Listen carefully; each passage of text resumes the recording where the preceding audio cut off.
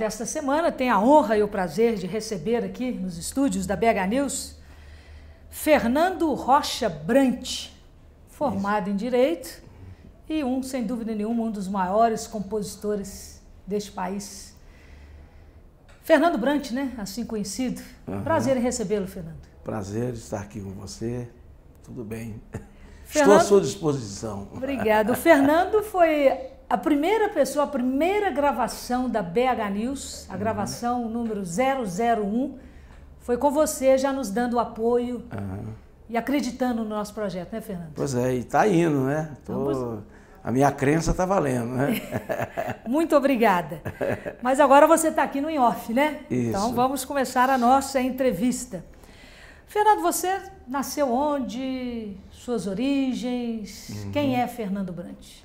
Bom, nasci em Caldas, porque meu pai era juiz e aí ele andou circulando pelo estado inteiro. Então, na minha casa somos 10 irmãos, cada um de um lado. Começou em Belo Horizonte, depois teve Pitangui, Uberaba, Caldas, Diamantina, aí depois nós voltamos para Belo Horizonte. Mas seu pai é de Diamantina? Meu pai é de Diamantina. Mas, quer dizer, mas ele saiu de lá jovem, veio estudar em Belo Horizonte, quer dizer, a família dele também mudou para cá. Então, quer dizer, isso pro lado de pai. E do lado de mãe, dos Rocha, é de Pitangui, né? De Lacerda Rocha, Álvares da Silva. E aí vocês se estabeleceram aqui em Belo Horizonte? Em Belo Horizonte desde 56 para 57. Você é formado em Direito pela UFMG, mas depois seguiu carreira, não? Não, nunca. Na realidade, quando eu estava na faculdade de Direito, porque naquele tempo seguinte, quem não queria ser médico nem engenheiro fazia Direito. Tinha os que queriam ser advogado e outros queriam ser outra coisa. Então, muita gente, muito dos contistas mineiros, do pessoal de teatro, de música, fez Direito na minha época, né? Então, na realidade, quando eu estava lá, no terceiro ano eu já estava fazendo música, então eu já estava com o meu olhar voltado para... Mas você chegou a graduar, formar? Graduei, formei, pus aquela beca em cima da roupa, recebi a carteira da OAB, tudo direitinho. Mas nunca exerceu. Mas só. E aí você vai para o campo, enfim, da música, né? Muito jovem. Como é que surgiu isso? Você sempre quis ser compositor ou foi natural? Como é que... Foi natural e, quer dizer, eu queria ser alguma coisa nessa área, não sabia exatamente o quê. Eu já escrevi alguma coisa, mas muito internamente, quer dizer, tipo gaveta, né? Mas gostava muito de literatura, de cinema, de música. As minhas amizades todas eram em torno de cultura, né? Até que em 1965, eu conheci o Milton, através de amigos comuns. O Milton Nascimento. Milton Nascimento. E aí a gente ficou amigo demais, né? E ele morava aqui, depois mudou para São Paulo. E numa dessas idas minhas a São Paulo para visitá-lo, ele me mostrou uma música. E me disse que achava que aquela música não era nem para ele fazer letra, nem para o Márcio Borges, que era o letrista que fazia letras para ele. Ele queria que eu fizesse.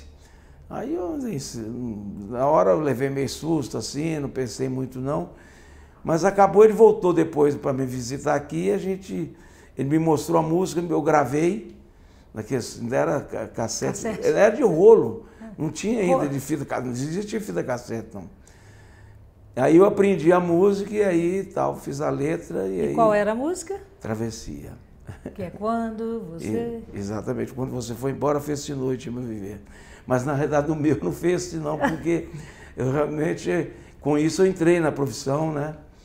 E alguns meses depois dessa música, Augustinho dos Santos, que era um cantor, amigo da gente, inscreveu a música no Festival Internacional da Canção do Rio de Janeiro, e aí ela tirou o segundo lugar, e aí o Milton ficou sendo conhecido não só no Brasil, como no exterior, porque era um festival internacional.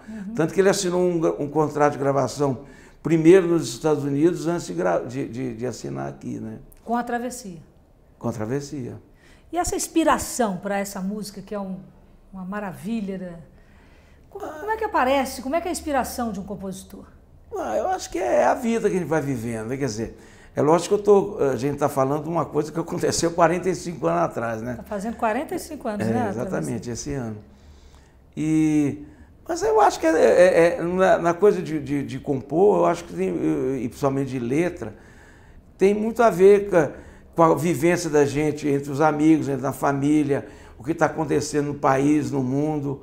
Aí na hora que a gente senta para pegar a música, porque eu faço normalmente 90 e tantos %, eu faço a letra depois da música pronta, né? Então quando eu sento ali, quer dizer, eu tento primeiro ver o que aquela música quer dizer para mim, né?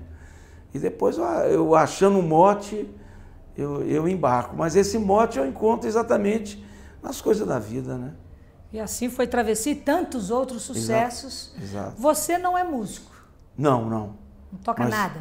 Toco nada. Porque também, em um determinado momento, eu quis começar a tocar, mas eu conhecia tanto músico bom que eu falei assim, não, é melhor ficar no meu aqui, que aqui eu domino bem, né?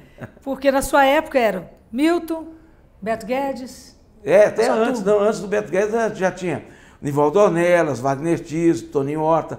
O Beto já veio na época do Clube da Esquina, né? 5 anos depois, né? Com a família Borges. Com a família Borges e tal, Então, quer dizer, eu sempre convivi muito, eu ia, a partir de 67, do Festival do Rio, eu comecei a frequentar o meio musical do Rio e tal, aí conhecia gente maravilhosa e tal, né? Aí você não se arriscou? Não, então...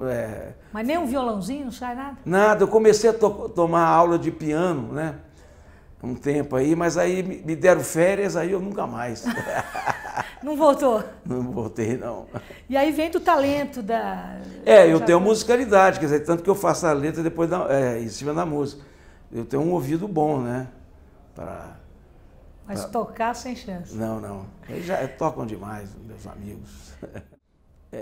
Hoje, a vida de quem começa para fazer música, hoje a possibilidade é muito maior. É lógico que tem a dificuldade hoje de chegar ao mercado, né?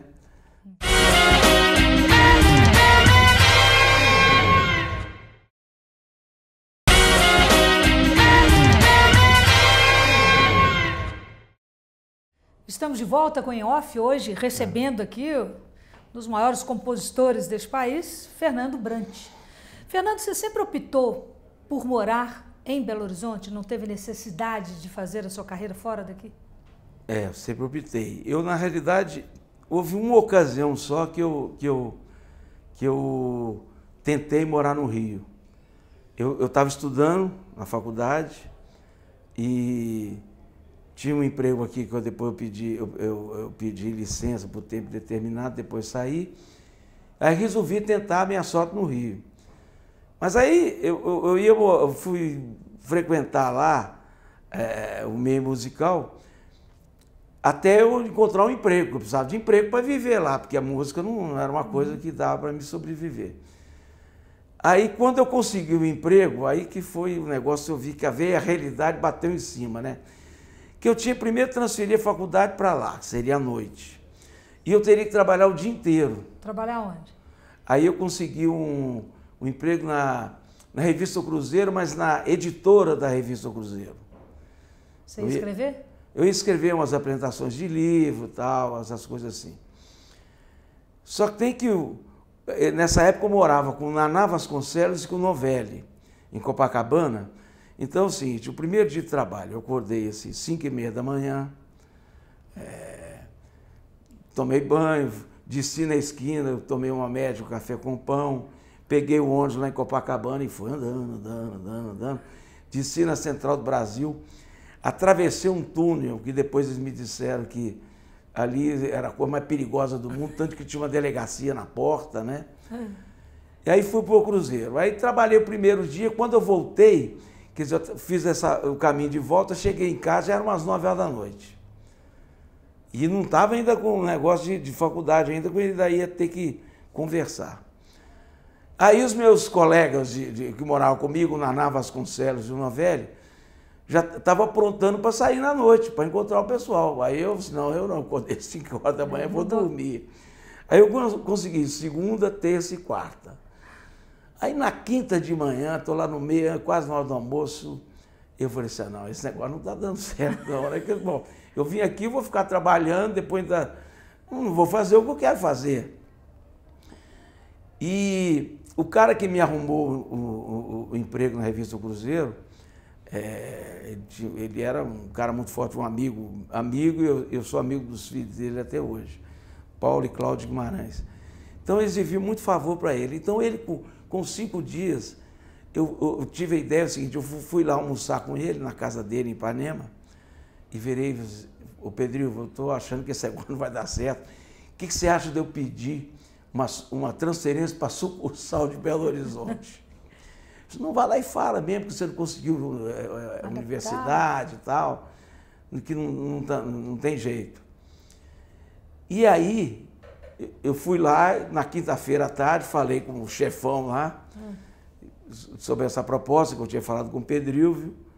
E aí ele falou, não, tudo bem, então amanhã vem até o chefe da sucursal, vem para cá. Então a gente conversa e tal.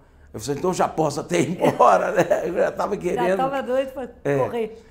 E nesse dia, inclusive, atravessando o túnel, eu tive ideia para uma música que a gente estava fazendo a trilha sonora do filme do Tostão, A Fera de Ouro.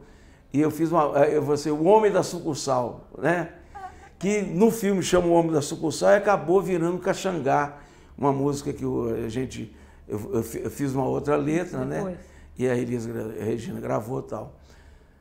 E então aí eu acabei eu trabalhei 5 dias e voltei. Aí já vim. Eu saí daqui desempregado e voltei empregado aqui. Em 4, 5 dias. Não, com outro detalhe. Esse chefe da sucursal, com pessoa adorável, Eugênio Silva, ele tinha ido lá ao Rio para receber uma ordem de mandar metade da sucursal embora. Ixi. E aí ele tinha dito ao pessoal lá do Cruzeiro, que já estava em crise, que então a primeira pessoa que tinha que mandar embora era ele. Aí quando ele chega para ter essa conversa, o cara vê, olha, você vai ter que receber mais um rapaz lá. Quer dizer, desmoralizou. O chefe. Não, o chefe achou ótimo, chegou aqui, olha, não só não vai vir embora ninguém, como vai vir mais um. E aí deu certo? Deu tudo certo. E aí eu comecei a escrever aqui, fiz muita matéria no interior de Minas, aí, com meus amigos da revista O Cruzeiro. Era um trabalho leve, porque é revista semanal, eu tinha tempo de fazer as matérias. Muita matéria dessa acabou virando música, né? Então foi uma coisa ótima. E essa amizade com o Milton, com o Clube da Esquina, essa coisa toda aí, aconteceu natural, por acaso? Naturalmente. Como você conheceu o Milton? O Milton é porque é o seguinte, eu tinha uns amigos no colégio estadual que eram amigos dele. E Belo Horizonte era a coisa aqui era muito concentrada. Tanto que o pessoal, estudante, professor universitário, pessoal de jornalismo, cinema, de música, todo mundo frequentava o Maleta, né? Então foi ali que os meus amigos me apresentaram ao Milton. Nós saímos de lá e fomos para um bar lá na Praça Aos Soares. Passamos a noite divertidíssima, ele rindo, eu contando 1000 casos. E a partir daí, quer dizer, lá para isso, dessa noite a gente ficou amigo o resto da vida, quer dizer. Aí, naturalmente, e aí ele foi apresentando os outros amigos, né? Primeiro os Boss, o Nivaldo Ornelas, o Wagner Tias, o Toninho Horta. Aí foi agregando gente, né? O Clube da Esquina também está completando esse ano 40 anos, né? O disco Clube da Esquina vai 40 anos.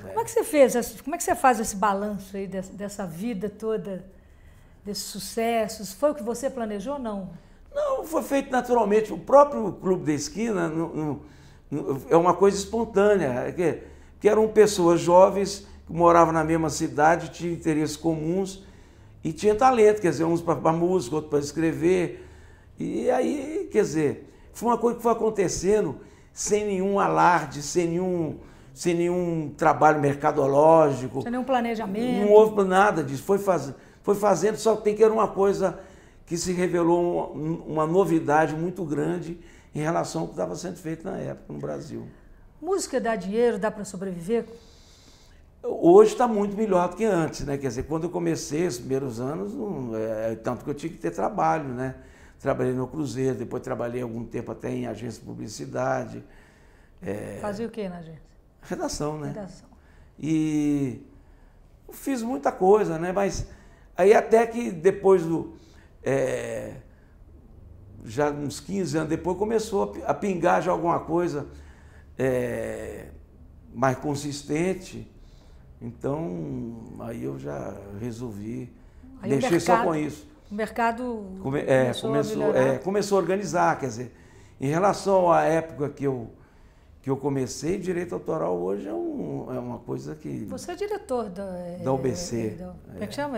União Brasileira de Compositores, que está fazendo esse ano 70 anos. Ah, é? Que foi criada foi a união de todos os compositores da época, em 42, que era o Braguinha, Mário Lago, Ataúfo Alves, Ari Barroso, Dorival Caymmi.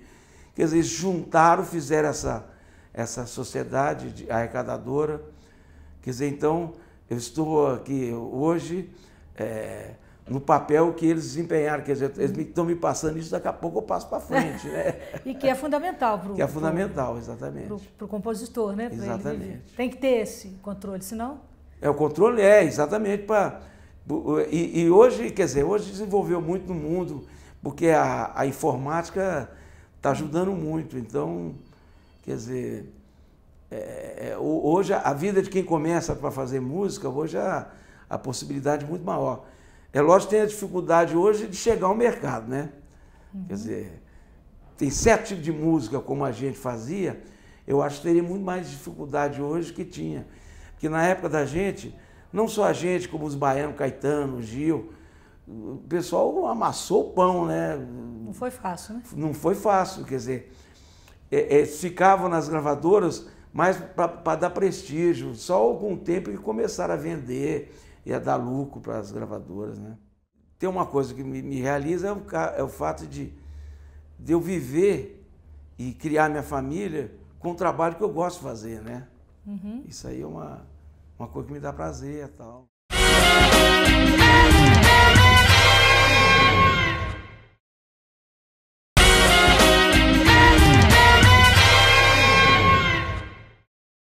Estamos de volta com Em Off hoje, recebendo o compositor Fernando Brant. Ô Brant, você é casado, tem filhos? Sou casado, tenho 2 filhas e crio mais um. Sou avô. Quantos netos? 2 netos. Uma de 5 anos, a Clara, e uma agora de 7 meses, o Lucas. Ai, que bacana, avô novo. É. E você gosta de escrever muito. Você já tem um livro de crônicas, que se chama? O Clube dos Gambás. E você está lançando o seu segundo livro, né? Chama Casa Aberta. Essa coisa de escrever crônica, é bom? É bom. Quando eu fui chamado para escrever no Estado de Minas, eu hesitei assim e tal, mas aí eu resolvi passar experimentar um tempo. A única coisa que eu disse para o editor do jornal é que o dia que eu não tivesse nada para fazer, ideia para escrever, eu não ia escrever sobre... Pressão, por obrigação. Sobre aquele negócio de contar, que eu não tenho ideia nenhuma. Então eu saía fora, né? E ao longo do tempo eu tenho, quer dizer, feito toda semana, e eu sinto que é uma maneira de eu me treinar, né? Sentindo que é bom estar sempre escrevendo, porque na hora que eu for fazer música, eu já estou, não estou enferrujado. Porque acontecia, teve um certo tempo, que às vezes eu estava fazendo só música, e às vezes ficava assim 3, 4 meses sem fazer nenhuma, porque eles não me mandavam música. Aí quando eles me mandavam, a primeira era uma dificuldade danada, né? Até reativar, né?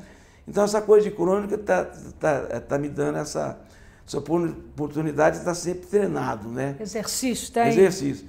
E, além disso, de uma certa maneira, eu vou contando as coisas da minha vida, né? Da minha vida, dos meus amigos, da minha família, as coisas que eu lembro, coisas que...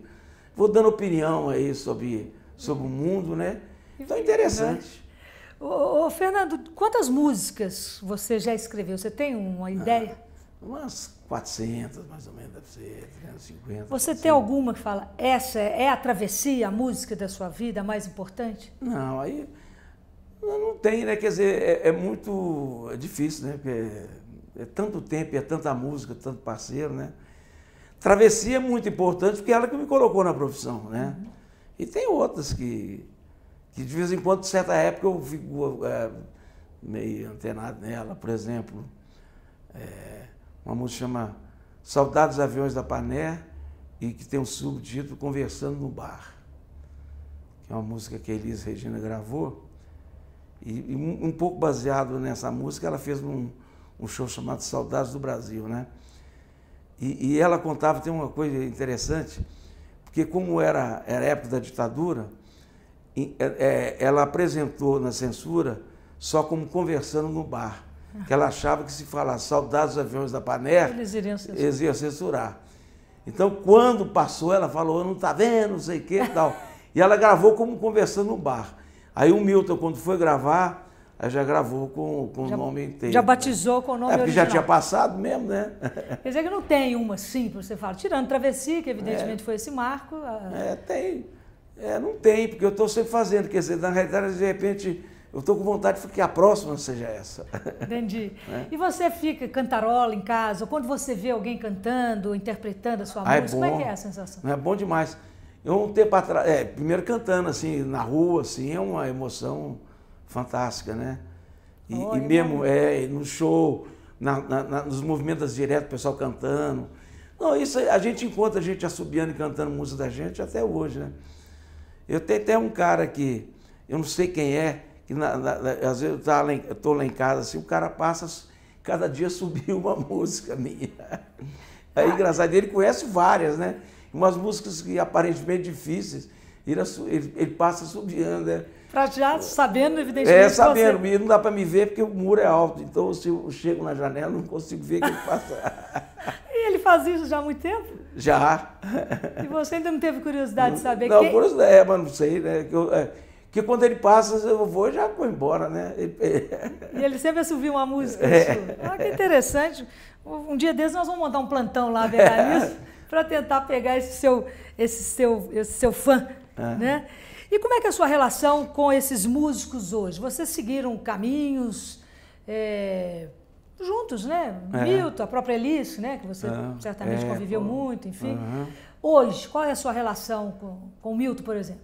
É muito boa, só que tem o seguinte, como diz a música da gente, né? Mesmo que o tempo é distância, diga ou não, que tem uma distância no sentido que ele mora no Rio e vive viajando para show no Brasil e no exterior o tempo todo, né? Então a gente se encontra muito menos, né? Claro. Eu encontro mais se eu Tavinho Moura, que é aqui, então estou sempre encontrando. A gente de vez em quando faz até show juntos e tal, né? Mas todos eles, Toninho Horta, o Wagner Tiso, o Ronaldo Bastos, que eu estou sempre encontrando. Todo mundo, quer dizer, né? Sou amigo deles. Uns eu convivo, com uns eu convivo mais, né? E essa vida, no dia a dia, o Fernando Brant hoje é realizado? Fala assim, não, eu segui um caminho que era... Não, eu gosto de ter uma coisa que me realiza, é o fato de eu viver e criar minha família com o trabalho que eu gosto de fazer, né? Isso aí é uma coisa que me dá prazer e tal. Shows, você gosta de fazer? Pois eu faço um com o Tavinho e com a sobrinha minha, Mariana Brant. Mas é bom que a gente não quer fazer muito, não. A gente faz há muitos anos já. Mas sempre quando é chamado. A gente não vai negócio ter um empresário que aí arruma todo dia para fazer, não. A gente não gosta, a gente gosta assim. Então a gente faz sempre em Brasília, já fez alguns aqui, faz muito em São Paulo, na Bahia, no Rio Grande do Sul e tal. Mas se as pessoas ficam sabendo, entra em contato com o meu ministro da Fazenda, que é o Tavinho, ele que fecha, né? Aí vocês e a gente vai lá e faz. Né? A gente conhece, né, um pouco mais de você, já tem uma certa convivência até pelas entrevistas, enfim. Você é um cara tranquilo, né? Sou. Você acha, como é que você está vendo essa vida aí desse povo, dessa correria, esse estresse, essa coisa do mercado? Você consegue... Eu tô fora disso. Tanto que eu me preservo desde que começou, por exemplo, computador. Computador, eu acho assim, a melhor máquina de escrever que inventaram é o computador. Fica aquele texto lá, você conserta, tal, está na sua frente e tal. Não tem aquele negócio da máquina de escrever que o papel virava, né? Bola, tudo. Mas assim, por exemplo, gosto muito de e-mail. Agora, internet eu só entro assim para coisa muito essencial. Eu não entro nessa coisa. Celular eu não uso normalmente. Aí minhas filhas me convenceram que quando eu viajo ou quando você quer, então, para mim não andar com o celular. Então eu recebo e às vezes ligo também para algumas pessoas. Então eu não entro nesse ritmo alucinado, não, porque eu gosto mesmo de calma, né? Eu gosto de calma para ter tempo para ler, para ouvir música, para curtir a vida, conversar com os amigos. E isso, né, não te prejudicou na sua carreira? Não, porque o pessoal que chega hoje tem necessidade disso e talvez seja até necessário mesmo, né? Mas aí eu estou aí, tá, do jeito que está, para mim está ótimo. Tá tudo bom. Tá bom demais. Daqui para frente, Fernando Brant, estamos chegando. Finalzinho já do último bloco, infelizmente. O que o Fernando Brant espera da vida? Planeja ou não planeja? Não... Viver? Eu quero viver com saúde, com consciência, né? Eu acho que é o seguinte, também saúde é mental e a corporal, física, né?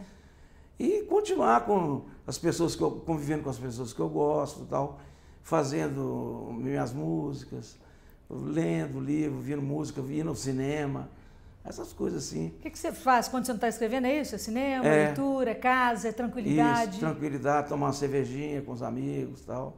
Esse é o Fernando Brant. Esse é o Fernando Brant. Que sempre foi, né? Assim. Não precisa mudar, não. Fernando, muito obrigado. Infelizmente, o nosso programa chega ao fim. Agradeço em nome da BH News. Volto a reiterar, você foi a gravação número 1. Que bom. E agora tendo o prazer aqui de conhecer um pouquinho mais tá certo. Da pessoa, né, do Fernando Brant. Obrigado. Muito obrigada pela entrevista e um abraço. Obrigado por vocês todos.